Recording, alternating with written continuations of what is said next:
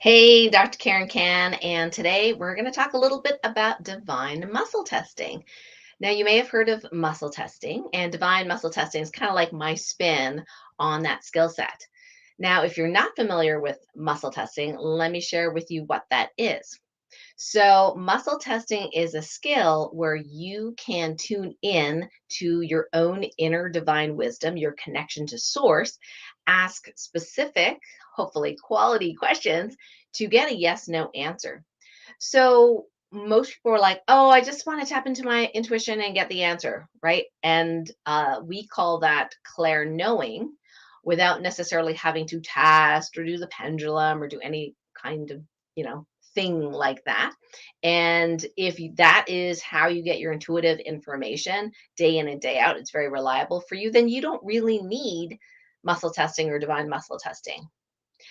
For most people, as they start to harness their sensitivity as a superpower, the muscle testing skill can be a really good stair stepping, or you can call it training wheels for clair knowing or just divine knowing. Now, even people that I've met who, say, well, my intuition says this or my intuition says that. When I present the kind of quality questions that I ask when doing healing work, especially through the Topican healing method, the majority are pretty stumped because they're not used to asking such specific questions. On the other hand, there are some people who can quickly get those answers without even knowing how they got the answers. And that's pretty cool. But here's the thing, they don't think of asking those questions, so they don't get the answers. For example, there's a naturopath friend of mine. When I was just showing her a mini demonstration of some Topican healing questions that I would ask, she immediately shouted out the numbers. I said, well, how happy is your adrenals? Da, da, da, da, da, right. And she shouted out 76. And she goes, I don't know where that came from. So then I did divine muscle testing, went into the 0 point field, tuned into source guidance, asked the quality question specific for her, and I got 77. So she was pretty much right on. And here's another thing is that people can sometimes make the mistake of relying solely on muscle testing for all their answers. And I'll talk about that in a sec. So she had access to, in this case, her clairaudience, knowing the number, but she had never thought of asking the question. So when we train divine muscle testing, not only do we train the skill set of knowing how to do it mechanically, connecting to the 0 point field, using your body and your energy to be fully present to get the answer through your body, which is usually one of the most reliable things that you can use as opposed to necessarily, outside things outside your body, because there can potentially be more errors that way. Not always, but sometimes. Is that, if you know the quality question and you have that skill set, then you get answers really quickly and incredibly usefully. Okay, so let's talk a little bit about myths and misconceptions about muscle testing, divine muscle testing. And if you're live with me here, go ahead and put questions in the comments, or if you have any other comments about how you use them and how useful it's been for you, whether you use divine muscle testing, another form of muscle testing, pendulum, or some other intuitive divination tool. So one of the myths is that it's I don't know, it's satanic, or it's like witchcraft or something like that. Well, here's the thing. We can have access to divine consciousness 24/7 because it's already here. The thing is, are we listening? Right? Are we listening? So, as we focus on what many, many, many, many spiritual teachers have taught us about being fully present, right? The answers are much more available to us because the veil, or not the veil, but the blocks and programming that we have isn't in the way of us getting those answers. So, like I said, divine muscle testing and even using the pendulum for divination is just a tool to access that innate ability.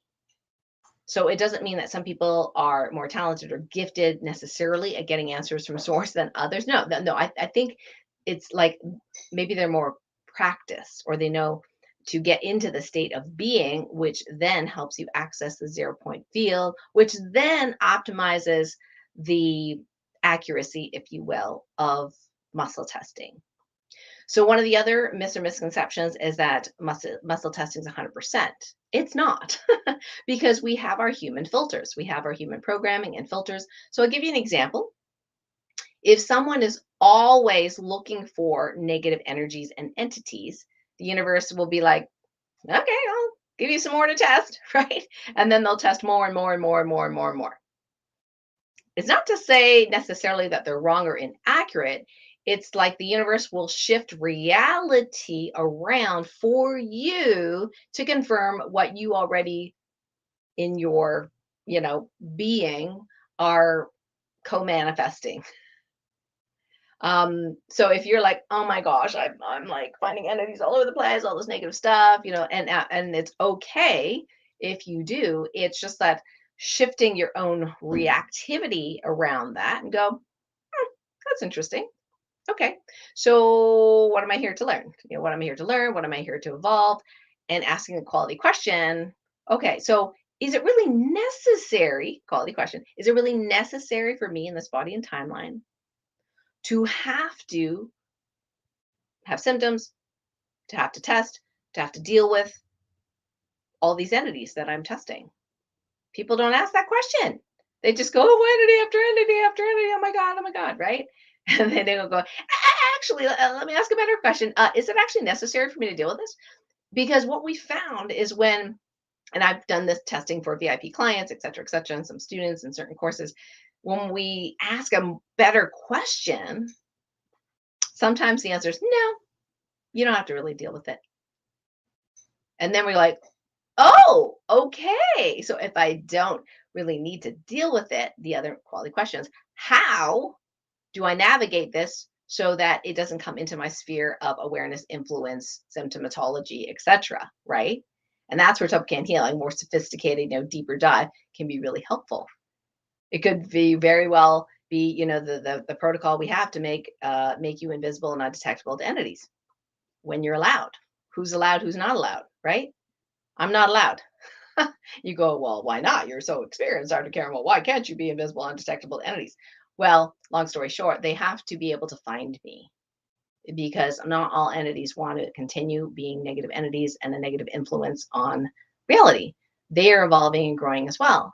So they have to be able to see me and find me to ask for help. See the difference there in the perception of that. Now you can continue perceiving entities as all bad, never want to be good, blah blah blah blah blah, don't want to evolve, they blah blah, right? But just as humans can have negative energy attached to us, curses, vows, like things that don't serve us and are harmful. Guess what? Negative entities can have the same thing. Yes. So I'm not saying we're all victims and yada yada, but what I'm saying is that there's a possibility that people can evolve and spirits can evolve as well. Well, not possibility, they do evolve and desire to do so. So in this case, because of the role that I play in this reality, in this body and timeline, it is not for the highest and greatest good for me to be undetectable and invisible to entities. But if it is not your role to deal with them day in and day out, maybe it is. Okay. Maybe you need to have a different perspective or love them or whatever it is your growth process is. But if it's not your role to do that, then yeah, absolutely. By asking a quality question through divine muscle testing, you can determine, oh my gosh, I don't need to have to deal with this. So I'm going to be invisible and undetectable to entities and make myself so, and turn down my sensitivity and reactivity so that even when they're around me, not focused on me, but maybe somebody else, that I am not symptomatic. How cool is that? So divine muscle testing, why I call it slightly differently from regular muscle testing, is that I wanted to make it clear that we get into a state, a being state of connecting to the 0 point field first. And we are questioning, asking the yes no questions of the highest source of information, the highest love, light, truth source of information. People call that God, people call that source, people call it the singularity, whatever it is. Okay.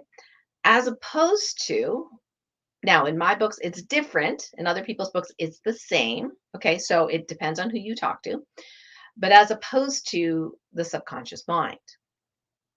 The subconscious mind is like a recorder. It has recorded everything that's ever happened to you in all timelines combined. Can the subconscious mind be biased? Yes. Can the conscious mind be biased? Yes. Okay. Can source be biased? Not so much. But you can filter the information so you get the wrong answer. That is true as well. However, I prefer not to focus on the subconscious mind to ask for questions. I'm going to ask the highest source of information. And that's why I renamed it, if you will, divine muscle testing as opposed to muscle testing. So if connecting to divine wisdom is satanic, I really doubt that it is, then it's like, okay, whatever you want to believe. But here's the thing. Does it work? Meaning, does it make a positive difference in that person's life? If somebody is using muscle testing or divine muscle testing for that matter for everything and anything and does not, and the actual underlying reason is fear. Hey, Vivian, the underlying reason is fear of taking risks, fear of making a mistake, fear of what they may find. Who knows? There's a lot of fears, right? So if the underlying tone is fear, then guess what? The universe is going to be like, well, we're going to give you some wrong answers here because you're over relying on it. The other thing is it is not necessarily for our highest and greatest good to know everything in this moment. Why? Well, here's the thing. If we all could muscle test the correct, let's just say for those that are well connected to divine source, right? If we could all muscle test the lottery numbers correctly, don't you think people would have done it successfully multiple times over? They might arrest us, but right? Why does that not work? Right? If muscle testing's so great, why can't we do that? Now, some of you already know the answer. The question is it for your highest and greatest good and the greatest good of all for you to win that jackpot? Now, the conscious mind is like, oh yeah, baby. What I could do with that $5 million is going to be great. I can make this school and that school, and I can pay off all my debt and then buy my parents a new van and, all this stuff, right? All this 3D stuff. Not that it's wrong. But here's the thing. Does it evolve someone necessarily? Especially if they're a spiritually minded person who's consciously working towards higher and higher consciousness, right? Consciousness, right? Is that does winning the lottery at that moment in time help them increase their level of consciousness? And does it evolve them to the next stage of their spirituality? And the answer for most people is no. And in fact, the stats show that people who do win the lottery are in a worse place financially 1 to 2 years later. They are in more debt. They are poorer. Why is that? Consciousness, right? If they have poverty, scarcity, consciousness, they're not going to be using the money in a way that already wealthy people know how to do. And so people, my mom used to say the rich get richer, the poor get poorer. But what that actually means is that the wealthy, when you're born into wealth, you're not, it doesn't always work, but when you're born into wealth, if your parents were entrepreneurs, very, very successful, more than likely their consciousness state of that, expecting prosperity, if they have to go bankrupt, it's no big deal. They know they can pick up the pieces and keep going, right?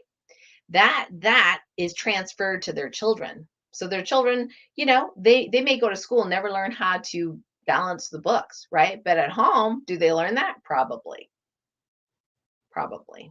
So my parents, both wonderful, amazing teachers. I happen to love teaching. They told me not to go into teaching, but anyway, that's what I do now. They were wonderful, amazing teachers, but did they know anything about building business? Did they know anything about that they tried to later on, they tried to have a photography business. And what I saw was pain. My mom, was great at making the website and everything like that, but all the stats, the money, the taxes, all I saw was pain. It was seemingly harder than when they were employees. And so I learned business is hard. Business is a pain. There can be all these people that can cheat you. Like, what I mean?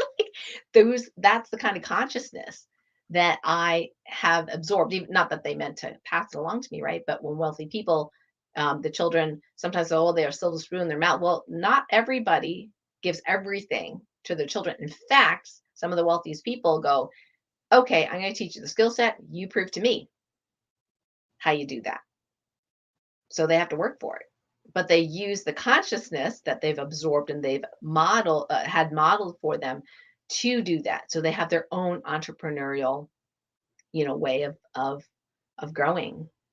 So that's a long story to say that for most people, it does not evolve our consciousness to win the lottery, and therefore we are not allowed or permitted to muscle test correctly the lottery numbers. The other thing is if we have an attachment to something. So years ago, I had an attachment to giving birth to a baby because I love babies in this body and timeline.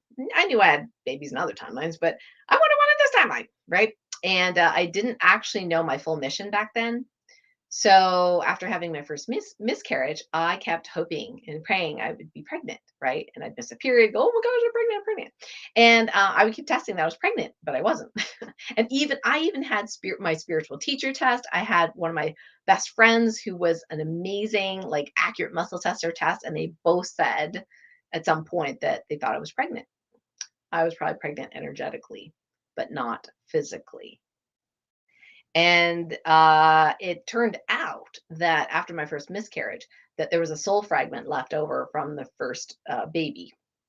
And so potentially they could have been tapping into that consciousness and saying, yeah, you're pregnant. It was true. I was pregnant energetically, but not physically, right? So quality question. So, but I was attached to the outcome. And even though a third party was testing for me, they were my friends. They loved me, right?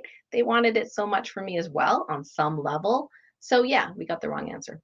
So you do not use muscle testing or divine muscle testing or penduluming to avoid living, to avoid risking stuff. Like there are times where I know now to ask, am I allowed to know? And sometimes I'm not. And I'm like, okay. Then I have to go, okay, all right, what else does my body say, right? And get a different answer. Sometimes the universe is like, okay, you're over relying on your muscle testing, so use your clairsentience different ways. Use your clair-knowing, use your intuitive impressioning, right? Which is, some of the skill sets we're going to be learning at the Light Warrior Training Camp. And then when I do, I'm like, oh, that wasn't so hard.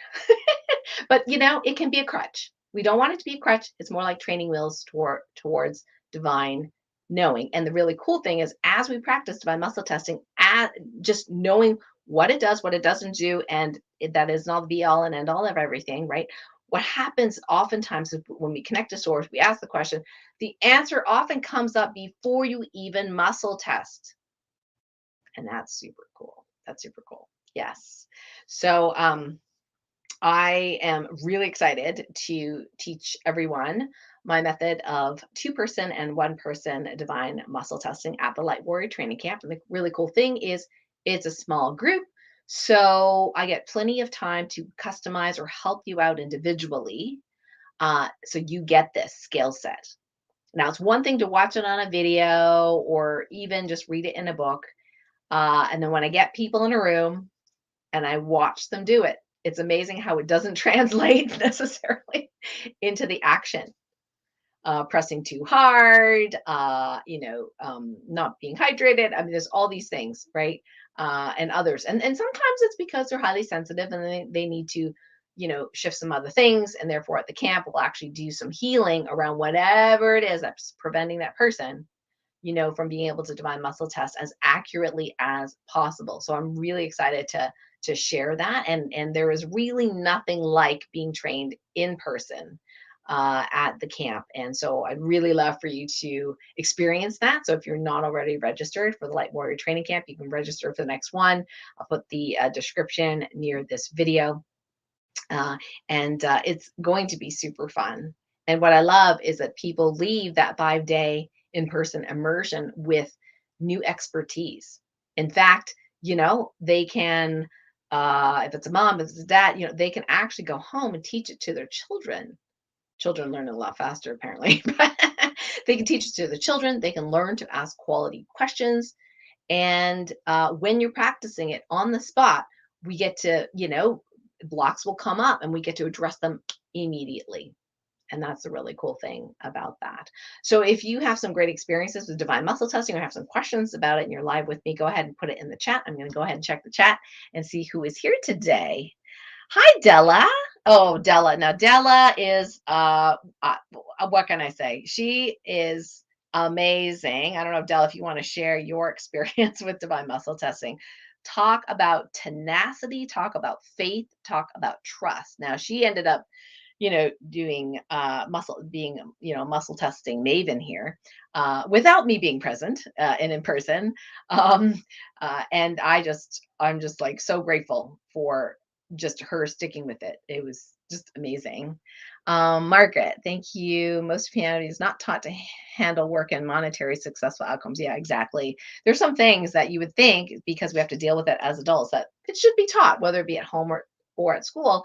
But employees don't know how to teach these things because they're not good at them themselves, so they don't teach at home. And then in school, we don't actually teach like money management 101, right? We teach like tiny little, like in math, like how to calculate percentages, but we don't really calculate, okay, like investments, right? Like what kinds of investments are out there, and then like when you would want to do one type over another, how you calculate what's APR when you have a credit card, if hold this amount of debt in your credit card, what that means, how much you would pay over long periods of time, right? Dave Ramsey has a thing called Financial Peace University. It's very good. It's missing a piece. I love it. The only piece it's missing is it's for entrepreneurs.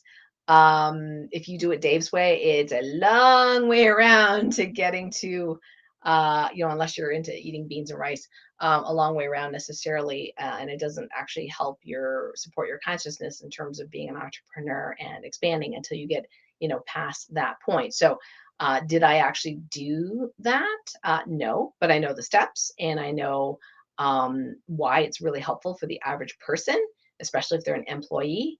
To do Dave Ramsey's Financial Peace University.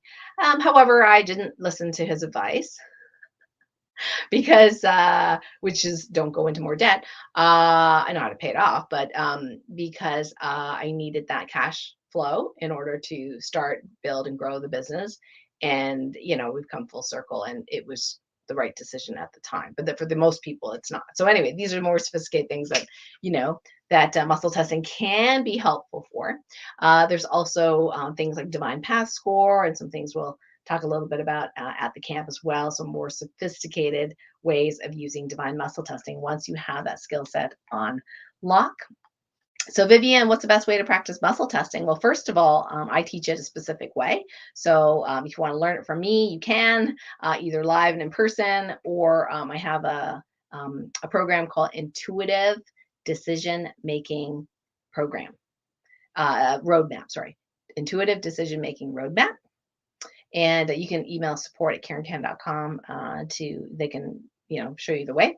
Now, of course, that is online, so you won't necessarily have live and interaction with me and feedback, things like that, for me to, figure out what's any blocks, things like that. But it gives you a very thorough training. It does not train you in two-person muscle testing, which we will be doing at the camp. And of course, if you're in person, I can actually test to see what the block is, right? If there is a block. Can muscle testing be done with pads? Absolutely. That's called surrogate testing. Kirsten says, I've never been able to do muscle testing, even though I've been taught many times over the years. So some people just not able to do it. There are reasons why people aren't able to do it, many, many reasons. And we go through that in the program. But after you clear those reasons, then yes, you should be able to do it. There is one exception. One exception is if your God team, your source team, and your higher self have decided that you get information a different way, and that's what they want you to focus on and practice. I had one VIP client where that happened to, where, she's super, super sensitive, light being starseed. And she long story short, she wasn't allowed to do divine muscle testing yet. She had to focus on the inside of her body, feel the answer, and take action. And it was freaking scary for her, right? But she started doing that. And guess what? That's what her higher self and the God team had co-decided that was necessary for her. So for a short period of time, I think it was 3 months, she was not allowed to muscle test accurately. She had to do it this other way, doing basically diving into divine knowing, divine claircognizance, if you will. And in this case, another way of doing clairsentience, which is the intuitive decision making roadmap, intuitive impressioning, which is an actual module in our light warrior training camp. You'll be practicing intuitive impressioning. She was able to get super accurate answers.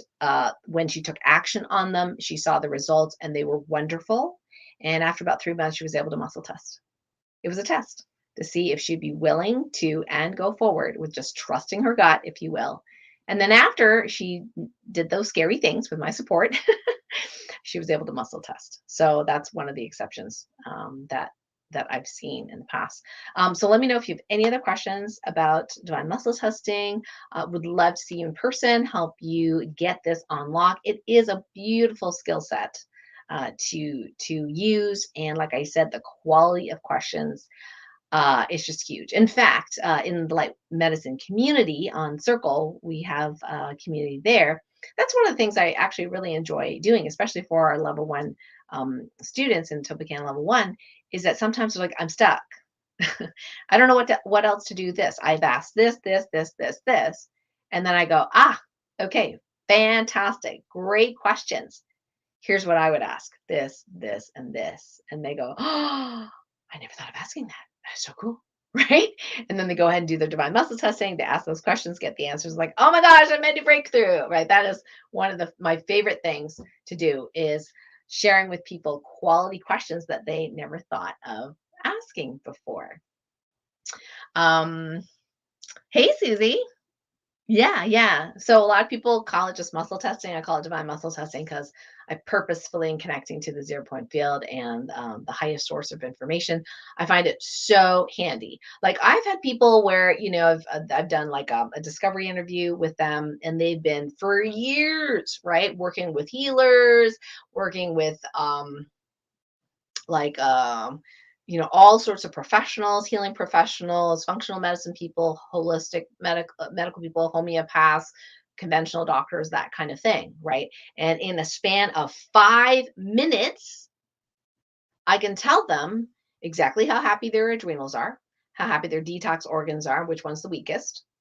Okay. The top 3 things that are causing and contributing to their symptoms right now that is available for healing. And usually none of these things have ever been talked about because they didn't know to ask. They didn't know to ask those questions, and they didn't know that you can get answers for those questions as well. Now, of course, we have in our level 1 program, which is $4,000, we actually train you on how to use the guides and, figure just very, very quickly figure out the answers instead of you kind of guessing what the answers are based on what you know, right? We give you the answers based on what I have learned, and then we keep training you on other ways of asking questions and that kind of thing, and kind of work with you that way. However, it is so handy to have this skill set. And like the number one thing I would think for sensitive souls, especially, is to ask every day when you're not feeling comfortable. Okay, if something happens, you feel suddenly tired, pain, whatever it is, overwhelmed. That's a really common one for sensitive souls. The number one question: whose stuff is this? If you don't know to ask that, right, and if you don't have divine muscle testing, you just suffer and go, oh my God, I'm so overwhelmed today. Or I don't know what's wrong with me. I'm so tired, right? Oh my God, right? And so it doesn't mean that I never have those symptoms, but when I have those symptoms, I go, whose stuff is this? And if it's usually if it's a mental, emotional thing, like overwhelmed, stuff like that, I'm so well trained in this illness that 99.9% of the time it's not my stuff. So then I'm like, whose stuff is this? muscle test, right? Go into stillness, and check my muscle testing, make sure I'm not proxying for someone or reverse. We're going to go through that very in detail in the camp. And then I check whose stuff is this? And I have a list. Whose stuff, is it hers, da, da, da, da, da, da, right? Oh, it's Mother Earth. Okay.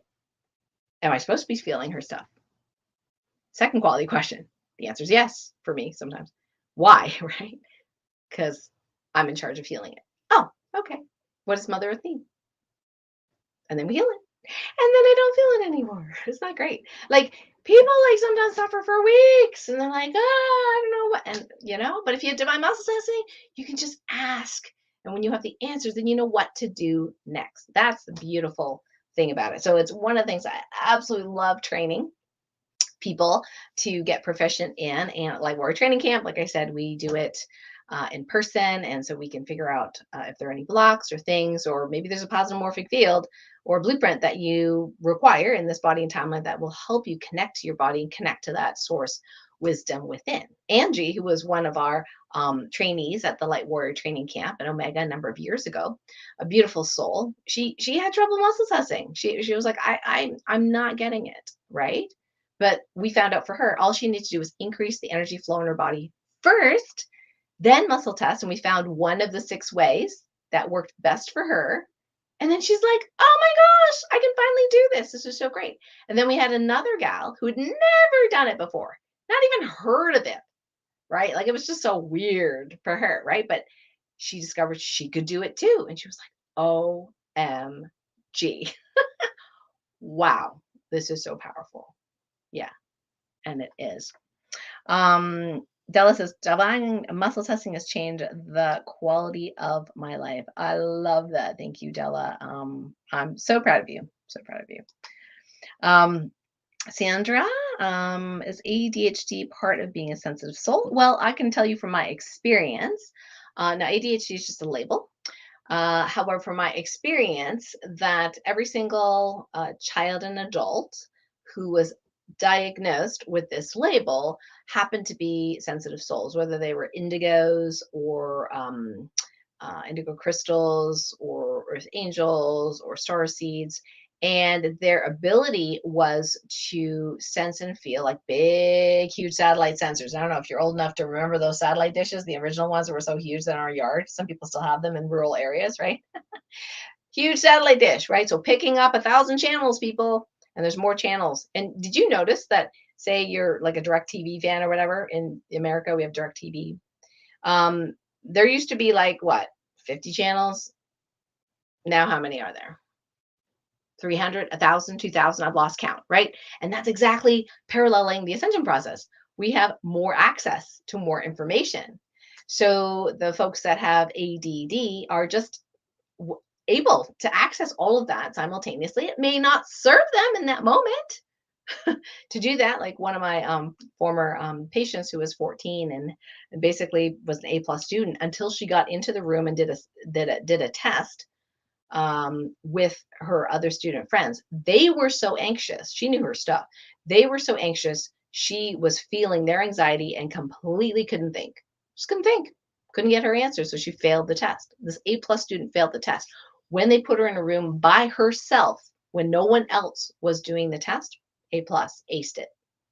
Isn't that interesting? Yeah. Anyway, so I hope that helps. Christina says ADHD can be the way a person deals with trauma. It can also be the result of heavy metal toxicity. There's a lot of things involved. There's probably all of us that have heavy metal toxicity. Maybe that's why the number of sensitive souls has gone from 20% to 30%, according to Dr. Elaine Aron and her colleagues. They've been testing HSP, highly sensitive person, for quite some time. They're doing some research, and it went from 20 to 30%. Now, I'm not sure because I haven't talked to her. She is too busy to be on an interview. I'm not sure she is like explaining like why it's 30%.